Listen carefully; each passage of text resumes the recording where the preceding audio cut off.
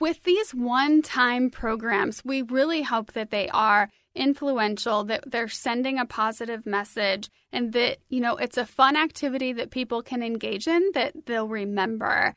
We oftentimes hear from folks and kids who have gone through the program before. They've told extension agents how much they remember it and enjoy it. The extension agents themselves, from teaching the program, just love it, and they've learned so much from delivering the program as well. So it's a really neat activity that we can do that's simple and engaging and is really sending a powerful message. A decline in the census doesn't happen to every individual as they age, but it can be an issue for many.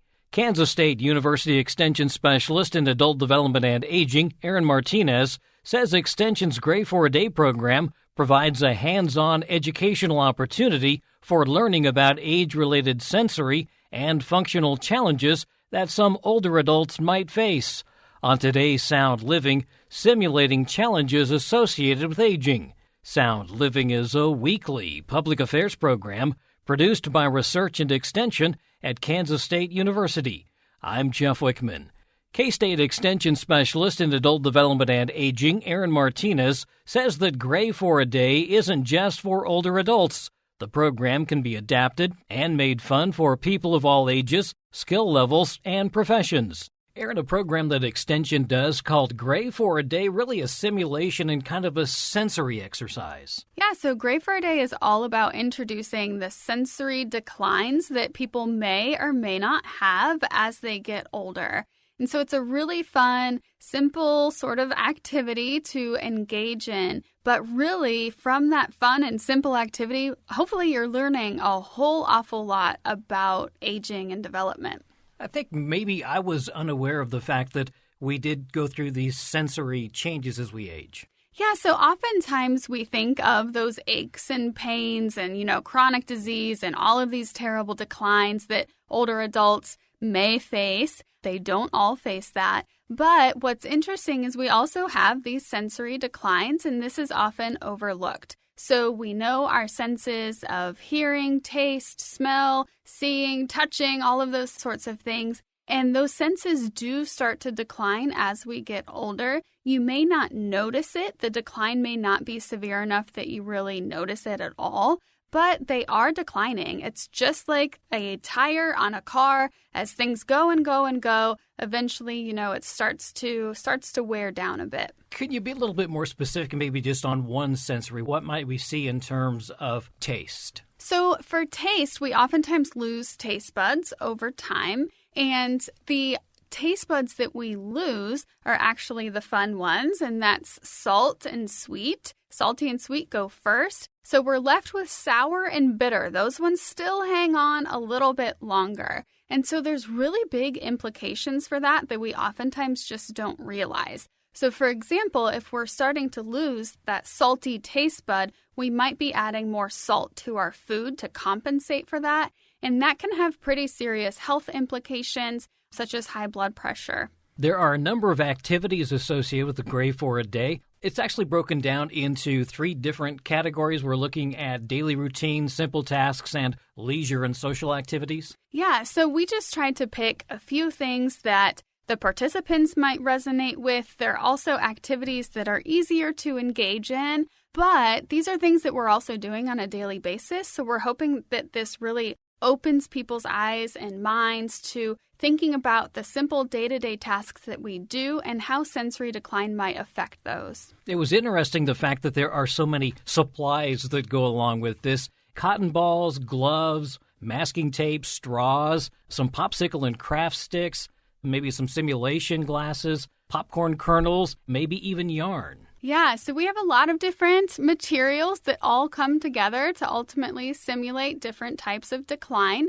So we put gloves on to help simulate the reduction in tactile touch and how things might feel a little differently if we're losing some of those nerve endings or they're working a little bit differently. We use the popsicle or craft sticks. We insert those into one of the fingers of the gloves, and that really helps to simulate severe arthritis so that you're unable to move your finger. So then ultimately, when they're engaging in an activity and you're unable to move your finger, you might begin to realize how severe arthritis can influence your daily life. The cotton balls, how do we use those? So the cotton balls, you can stick them up your nose, you can put them in your ears. We always say when we do the nose, this is impeding our sense of smell, working to reduce that. And I always say we're all going to look silly together, so let's just do it. Well, in some of these you mentioned, like the arthritis one, that makes it hard to do just those daily tasks, even getting ready in the morning. Yeah,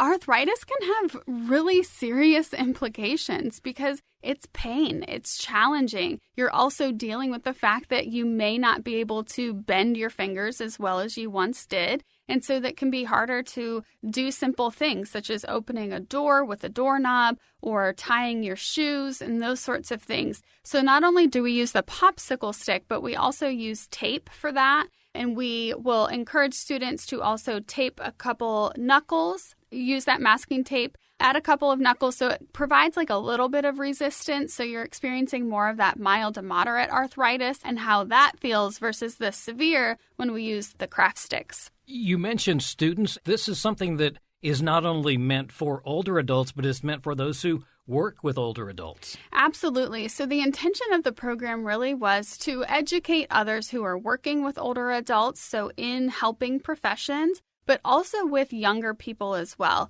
We see so much ageism among all populations, but particularly we want to work to help prevent that within our younger generations as well. So one of the biggest ways this program has been used is through K through 12 classrooms in family and consumer sciences classes, in health classes, and those sorts of things. And so extension agents have been invited into classrooms all across the state, and in fact, even all across the country, to introduce this program and really help students understand what the aging process could be like. Now, of course, we always provide the caveat. This isn't happening for everyone. This severity will not happen for everyone, but we want folks to be able to understand what it could be like and then also send the message of how to prevent it from happening for themselves. Well, that's really kind of the next step then, isn't it? Is how do you prove to them that there are things they can do that will maybe mitigate some of these? Yeah, so when we talk about the reduction in hearing that older adults may face, we talk about what are we doing throughout our entire life that might sort of damage our ears in some way. And so oftentimes we hear things about not using ear protection.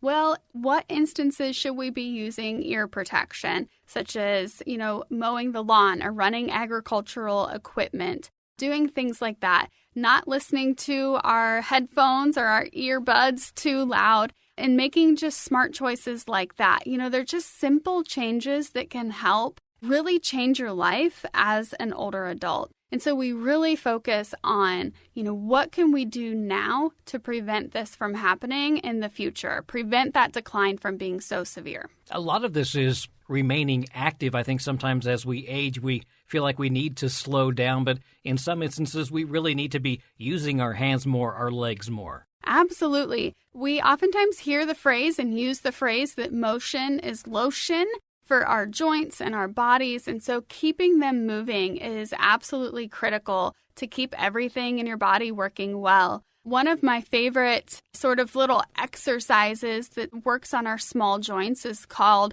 using cat claws. And so that's really spreading out your fingers and then trying to just really stretch the very tippy tops of your fingers and then bending those down.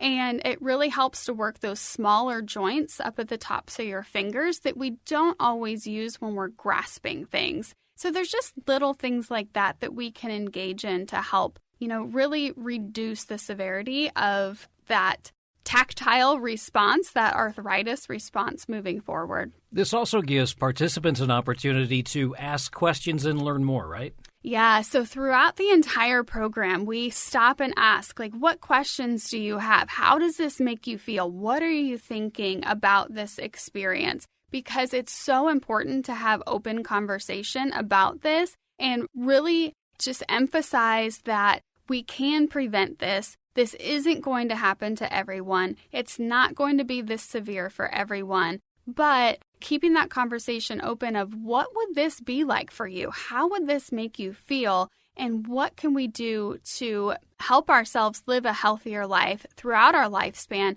to help prevent certain things from happening as we age. In terms of the food, let's go back to that because I guess I'm kind of fascinated with food for one thing, but I'm thinking that this is something that is frustrating because you're used to potato chips, for instance, being salty. You're used to ice cream and toppings being sweet, and then all of a sudden they're not, and you're probably thinking, how can I compensate for this, or is there even a way to compensate for this? So that's something that we do talk about within the program. And so if something isn't as salty or doesn't taste as salty as it once did, what are some other things that we can use in our diet to help compensate for that loss? So adding a little bit of salt is okay. We need to make sure that we're staying within healthy limits and not going too far.